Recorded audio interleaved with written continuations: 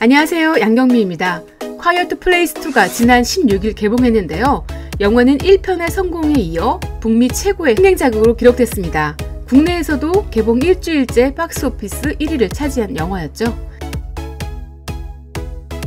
1, 2편 모두 실체를 알 수 없는 괴생명체의 공격, 소리를 내면 죽는 극한의 상황, 살아남기 위해 고군분투하는 가족의 이야기를 그리고 있습니다. 다만 2편에서는 1편에 죽은 아빠를 대신해 아빠의 친구 에밋이 등장합니다. 결론부터 말하자면 1편에 비해 신선함은 떨어지지만 어찌됐건 재미있는 영화입니다. 사실 1편이 워낙 새로웠죠. 영화는 시청각을 자극하며 즐거움을 주는 매체인데 청각적인 요소를 배제한, 즉 대사를 드러내면서 영화적 만족감을 소재와 설정이 참 독특했습니다. 비슷하게 버드박스라는 영화가 떠오르는데요. 커플 시리즈가 청각을 소재로 소화가 가능한 가족들이 살아남았다면 버드박스는 시각을 소재로 하고 있습니다. 그래서 최후에는 시각 장애인들만이 살아남는 영화예요. 후각을 소재로 한 경계선이라는 스웨덴 영화도 있어요. 이것 역시 긴장감과 몰입감이 최고였던 작품입니다. 커플 1은 예상 밖, 기대 이상의 재미를 준 영화였죠. 더욱이 집 안에서 벌어지는 이야기였기 때문에 더욱더 숨죽일 수밖에 없었고, 그래서 더 스릴러가 극대화된 영화였습니다. 그런데 솔직히 2편은 아쉬움이 있어요. 아무래도 소재에 대한 신선함이 떨어졌고 이야기를 풀어가는 것도 조금 아쉽습니다. 더욱이 저는 초반부터 미지의 생명체가 너무 많이 노출돼서 나중에는 무섭지가 않더라고요. 이건 저만의 생각일까요? 2편의 줄거리는 집을 나온 가족이 에밋의 도움을 받게 되고 레고는 사람들과 연대하기 위해 그들을 찾아 나선다는 이야기입니다. 1편에서는 부모가 자녀를 돌보는 게 초점이 됐다면 2편에서는 아이들의 성장을 그리고 있죠. 1편에 비해 스케일이 커졌습니다. 실내에서 실외로 나왔고 가족에서 인류를 위해 희생하는 것으로 확장됩니다.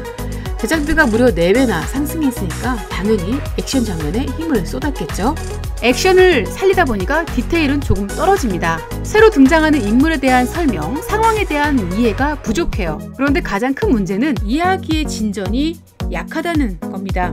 때문에 97분이라는 러닝타임이 아주 짧게 느껴집니다.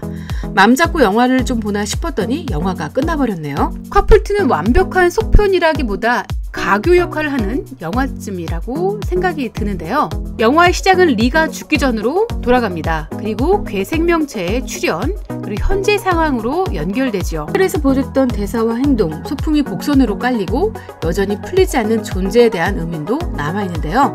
여전히 알려주지 않는 이유는 3편으로 가기 위한 떡밥이겠죠? 그도 그럴 것이 원래 계획에 없던 영화가 시리즈로 만들어지다 보니까 이런 결정이 내려진 게 아닌가 싶은데요. 1편의 제작비가 하나로 190억 원 들었는데 수익은 무려 20배가 넘는 3,800억 원을 벌어들인 영화입니다. 제작자 입장에서는 당연히 후속작에 대한 욕심이 생기겠죠. 2023년 3편 개봉 준비를 하고 있습니다. 마치 제가 재미없다고 말하는 것 같은데요. 이건 어디까지 1편과 비교해서 그렇고 2편만 보면 여름용 킬링타임 영화로 제격입니다.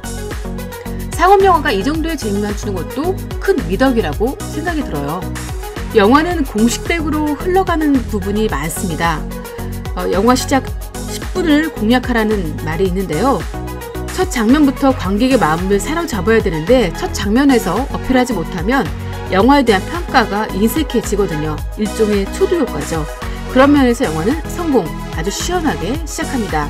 영화는 편집도 효과적입니다. 액션 영화에서 긴장감은 편집으로 효과를 만들어내는데요. 커플2는 편집의 묘미를 잘 살려냈죠. 액션씬에서 긴장감을 유도하는 편집은 그 중에서도 교착 편집이 주로 이용되는데 특히 엄마 에블린과 딸 레건의 위기 상황을 교착 편집을 이용해 긴장감을 높였죠. 눈에 띄는 거는 사운드 편집인데요. 첫 장면 레건의 시점에서 아빠 리로 넘어올 때 관객들을 영화 속으로 빨아들이는 효과적인 기술이 들어갑니다.